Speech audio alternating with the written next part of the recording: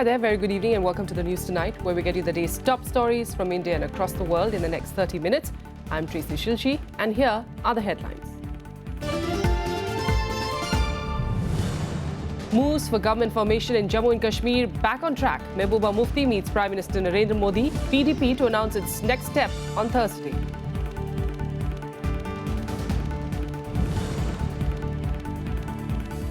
Violence, mass students' protest at the Hyderabad Central University. Students ransack the office of the Vice Chancellor, Professor P. Appa Rao, after he resumes office.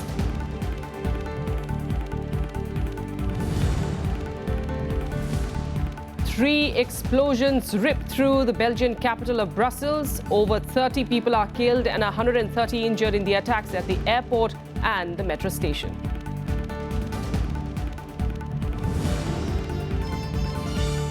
And UN Security Council agrees to China's request, removes sanctions on 4 ships blacklisted for ties to Pyongyang's arms trade.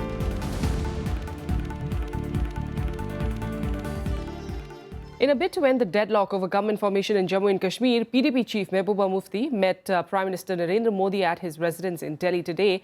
Meanwhile, former Jammu and Kashmir Chief Minister Omar Abdullah has offered the governor to conduct mid-term polls in view of the stalemate.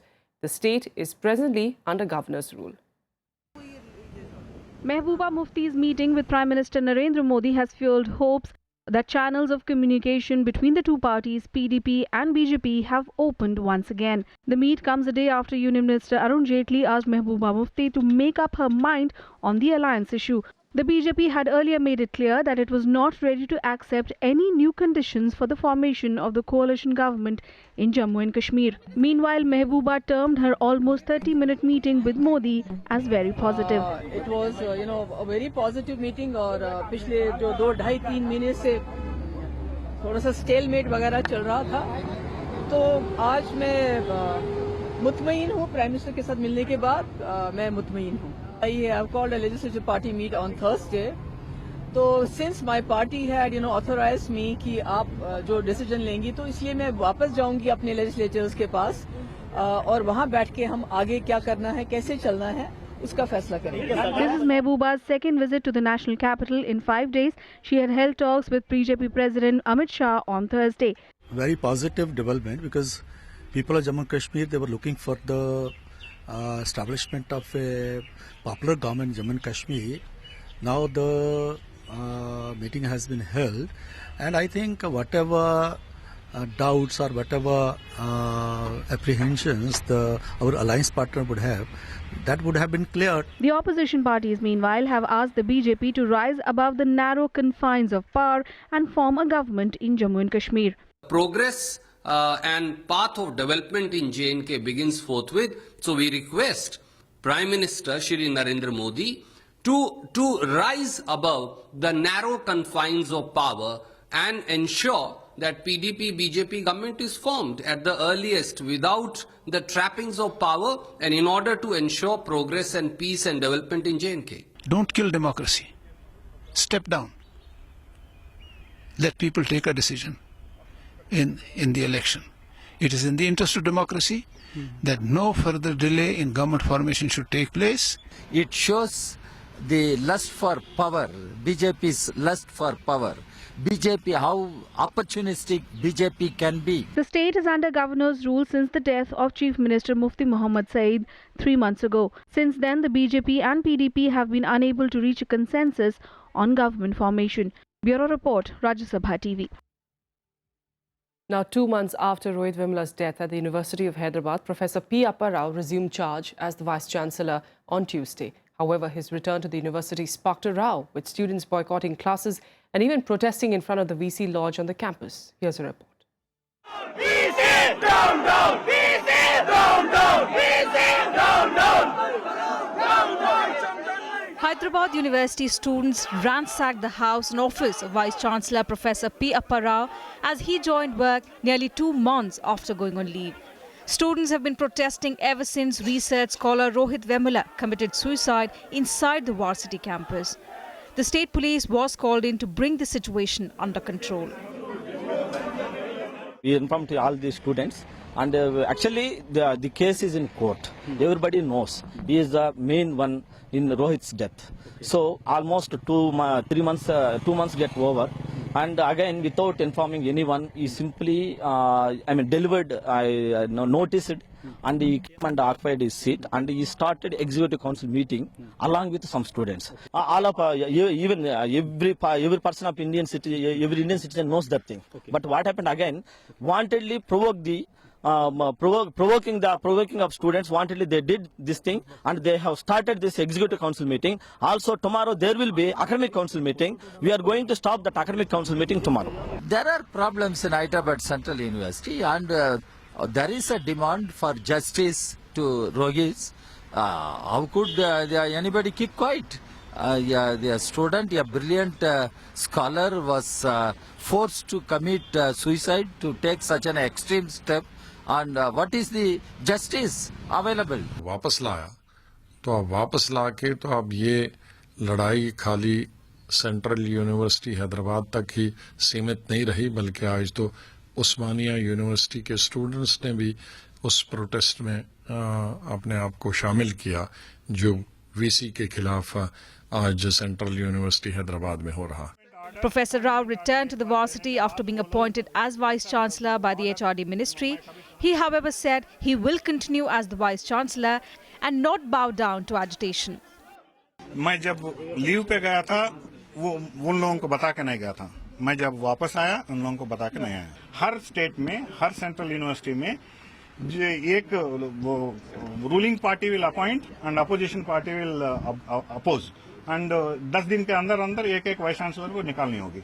ये नहीं, कुछ सबूत होनी है, कुछ evidence होनी है, या तो कुछ न्यायस्थान में कुछ ऐसे कुछ मालूम होना है। जब तक ये कुछ भी नहीं है, ये अच्छा नहीं होता। पूरी कोशिश करेंगे, हमारे पूरी कोशिश रहेगा, हमारे सीनियर टीचर्स बात करेंगे, जब भी जो भी कंसर्न है वो कंसर्न लेके हमारे सामने आए, हम बात करने के तैयार हैं। JNU Students' Union President Kanhaiya Kumar is scheduled to participate in a public meet at the university on Tuesday. However, looking at the current situation, the university officials have not yet sanctioned the meet. Before leaving for Hyderabad, Kanhaiya Kumar met Congress Vice President Rahul Gandhi in Delhi. Bureau Report, Rajya TV. And now to the national capital, and the budget session of the Delhi Assembly began today with Lieutenant Governor Najib Jung enunciating the achievements of the AAP government in the year gone by. Jung listed out the work done by the Kejriwal government in education, health and transport sectors. He also listed out the anti-corruption initiatives in the first year of the AAP government. सरकार ने स्कूलों की प्रणाली में पारदर्शिता और एकरूपता लाने के लिए दिल्ली विधानसभा में कई विधेयक पारित किए हैं। मेरी सरकार इन प्रस्तावित विधानों के लिए भारत सरकार के अनुमोदन की प्रतीक्षा कर रही है। At the start of the budget session of the Delhi Assembly, Lieutenant Governor Najib Jung expressed concern that as many as 17 bills cleared by the House last year still lie pending before the centre. These include a number of education reforms bills. Due to the delay, the Delhi government has been unable to exercise the new rules proposed to bring about changes in the Delhi education laws.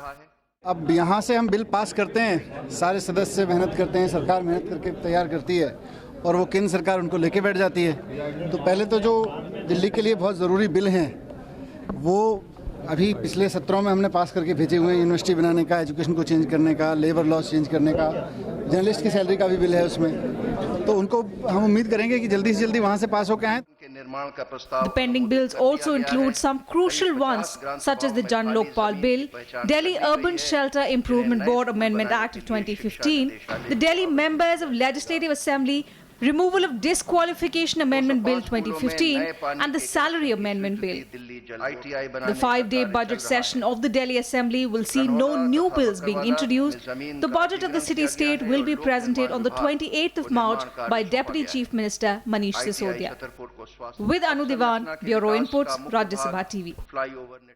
And now turning a focus to elections, and Chief Election Commissioner Dr. Naseem Zaidi reviewed preparations for the assembly polls in Assam today. The Election Commission also held discussions with political parties and senior officials for the smooth conduct of the polls. The Election Commissioner later shared the details with the media.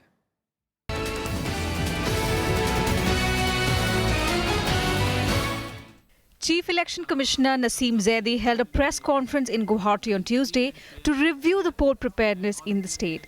Zaidi and his team are on a two-day visit to Assam to meet representatives of political parties and the administration to review arrangements for the upcoming assembly elections.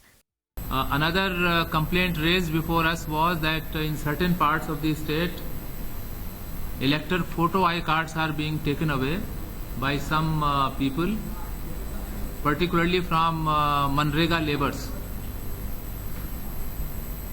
Some parties have also emphasized that there is a need to check abuse of money, particularly black money, and they also drew our attention that gifts are being distributed in tea garden areas in particular.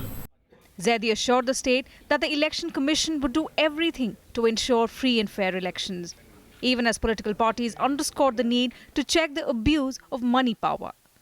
So the Commission has taken note of all their concerns and suggestions, and we have assured them that this upcoming election will be very free and fair, and all of their suggestions will be taken into consideration.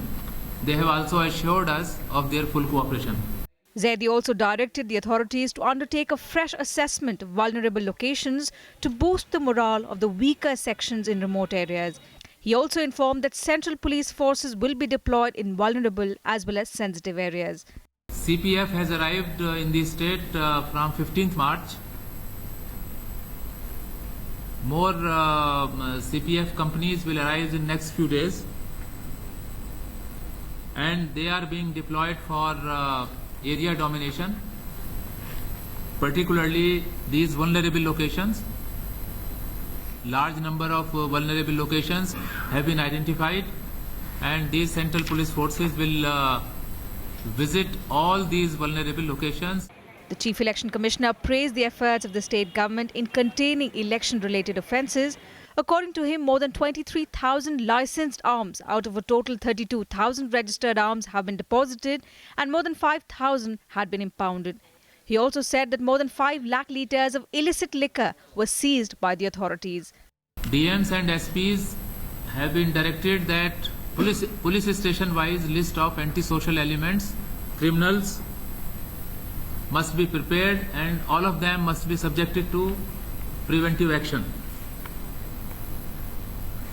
There would be continuous vigil on international borders in particular.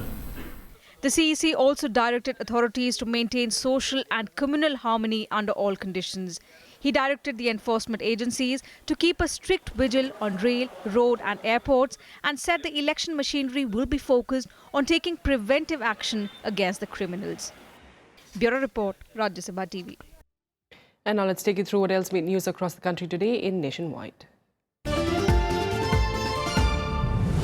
The Kerala government intends to approach Chief Electoral Officer E.K. Maji seeking a review to the decision to freeze the free ration scheme announced in the state budget for 2016-17. The budget has proposed to provide free ration to all those falling below the poverty line and beneficiaries of the Antyodaya Anna Yojana. E.K. Maji has now asked the government to postpone the launch of the scheme till the elections.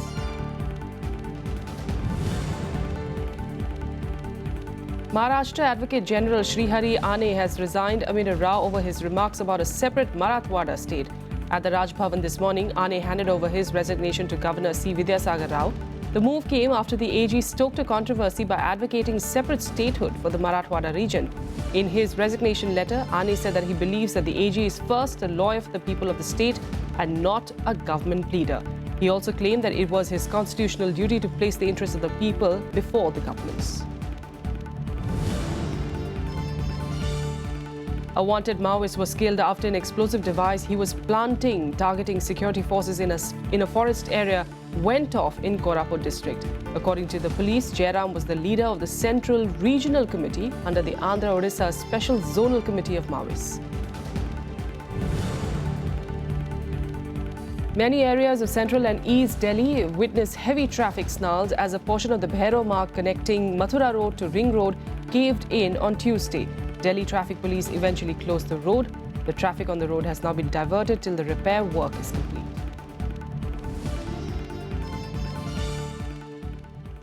With that, a quick break here. We'll be back with the international news at a bit. Stay with us.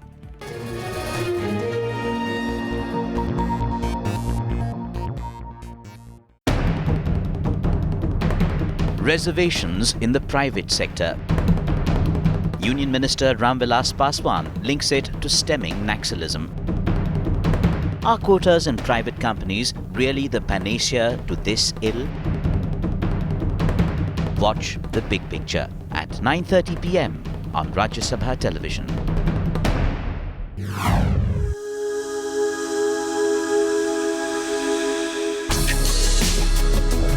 Tales that inspire. Stories of social change. A salute to diversity. Promoting public discourse. Events that motivate. Inspiring the innovative spirit. Watch Rajya Sabha television documentaries. Mondays, Tuesdays and Wednesdays at 10:30 p.m.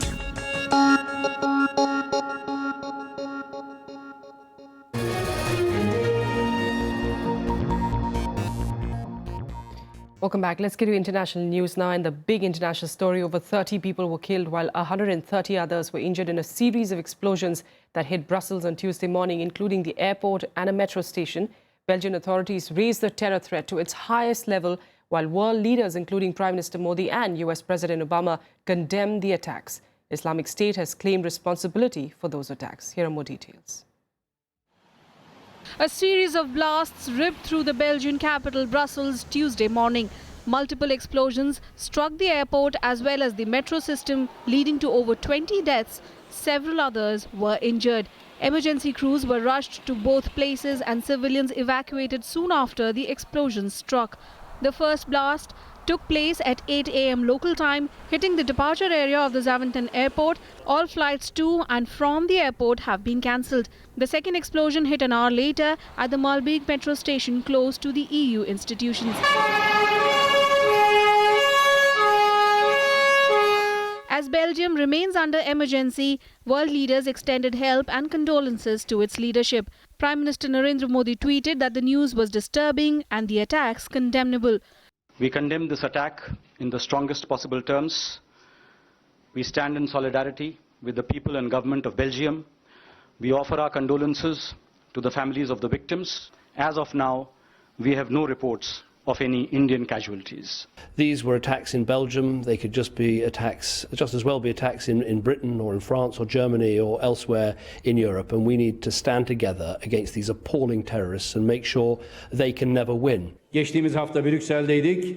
Bugün burada tekrar küresel teröre ve her türlü teröre, DAEŞ, PKK ya da DAEŞ-KPC her türlü teröre karşı bütün insanlığı birlikte davranmaya davet ediyorum. Local media reports claim the attacks were carried out by suicide bombers. Eyewitnesses say gunshots were fired soon after the explosion and shouts in Arabic were heard. I just went to the toilet and then after 5 minutes I heard an explosion and all the ceilings is going down. And then I just go under the sink and then the second explosion went and then everything is black. And I see, when I go out, I see a lot of people with blood.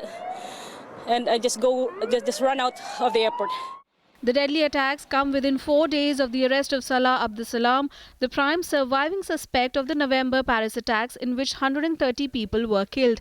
Tuesday's attacks are also being seen as avenging his arrest. Bureau Report, Rajya Sabha TV. Meanwhile, the UN Security Council agreed to China's request to remove sanctions on 4 ships. The ships were blacklisted for having ties to Pyongyang's arms trade. The agreement came after China secured assurances that the vessels will not use North Korean crews.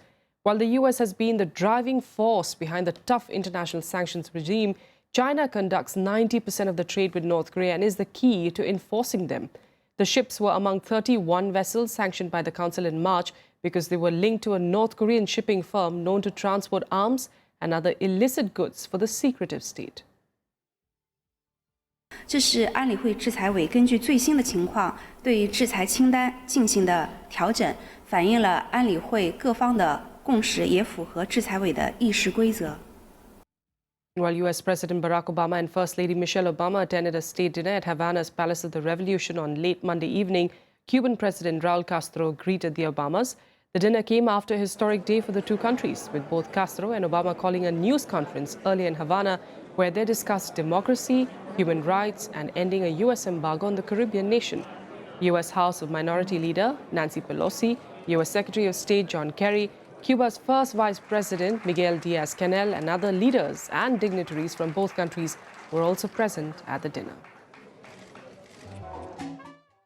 And like we said, both U.S. and Cuban presidents have called for an end to U.S. trade embargo in the communist island.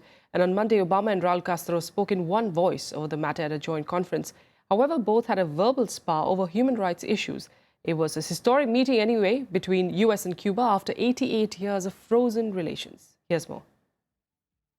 As we do wherever we go around the world, I made it clear that the United States will continue to speak up on behalf of democracy, including the right of the Cuban people to decide their own future. We'll speak out on behalf of universal human rights, including freedom of speech and assembly and religion. ¿Lo sabe usted?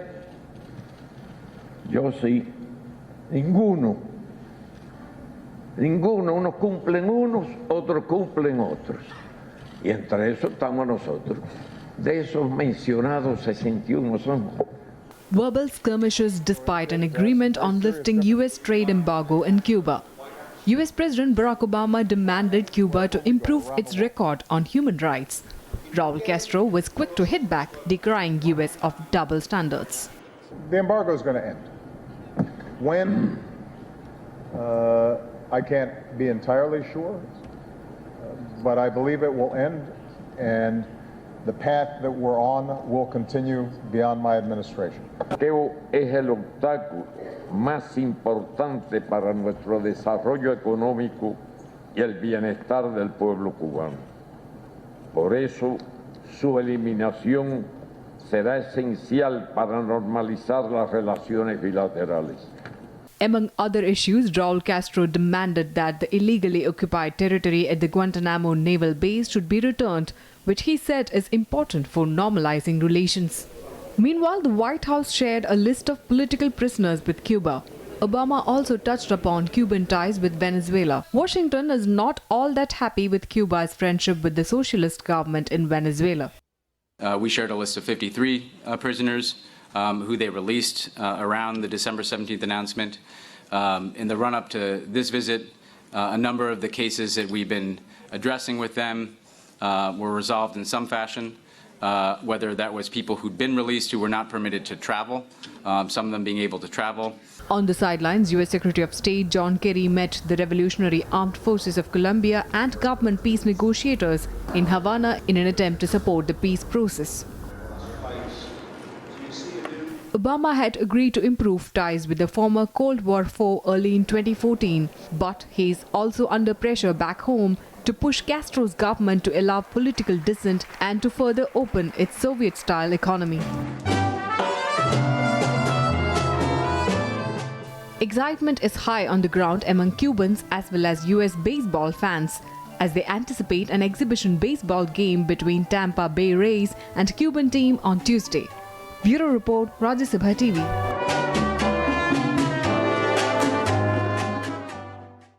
With that, let's take you through the other international news events in Global Buzz. Myanmar's president nominated Aung San Suu Kyi to join the incoming cabinet, giving the NLD leader a formal role in the government. Suu Kyi guided the NLD to a historic landslide election win in November, but cannot assume the presidency. Until the cabinet nominations, it had been unclear whether she would join the executive or seek to guide the government from outside. Thousands of public transport drivers protested in central Jakarta today, calling on the government to ban apps like Uber. The protest was joined by drivers of several types of public transport vehicles in the capital, including taxis, tri-share motorcycles and minivans. In Greater Jakarta, mobile apps have shaken up the market, sparking a cutthroat price war. The proliferation of cheap taxis using ride-sharing apps has made the traditional pick-up and drop-off taxi services unprofitable.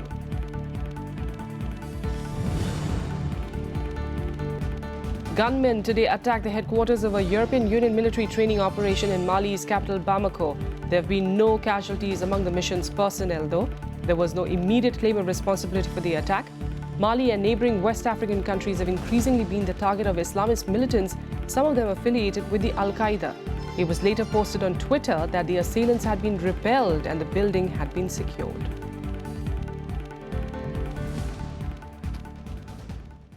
And now let's get you all the latest from the world of sports in Sports Beat. In squash, India's highest-ranked player Joshna Chinnappa crashed out of the prestigious British Open squash in Delhi after going down to unseeded Donna Urquhart of Australia. 14-seeded Joshna ran out of steam against Donna, who carved out a 12-10, 7-11, 11-9, 11-5 win in a match that lasted for 40 minutes. Vishwanathan improved his medal again as he outclassed Levon Aronian of Armenia in a long-drawn game in the 9th round of the candidates' chess tournament. With 5.5 points in his kitty from 9 games, Anand now shares the lead with overnight joint leader Sergei Karyakin of Russia. The Indian ace is now in excellent position to play a third match with Magnus Carlsen of Norway for the World Championship. Indian Wells tournament chief Raymond Moore quit after his controversial comments about women's tennis. Moore said that the women's game rides on the coattails of the men, a view described as sexist by the US Tennis Association. Earlier, women's world number 1 Serena Williams too called Moore's statement offensive and very inaccurate. Usain Bolt has confirmed that this year's Olympics will be his last. The Jamaican sprint king raised the prospect of prolonging his Olympic career in January after revealing that his coach Glenn Mills had suggested his fitness would carry him through to Japan. Bolt, who already has 6 gold medals from his stunning performances in the 2008 and 2012 Olympics, has repeatedly said that he plans to hang around.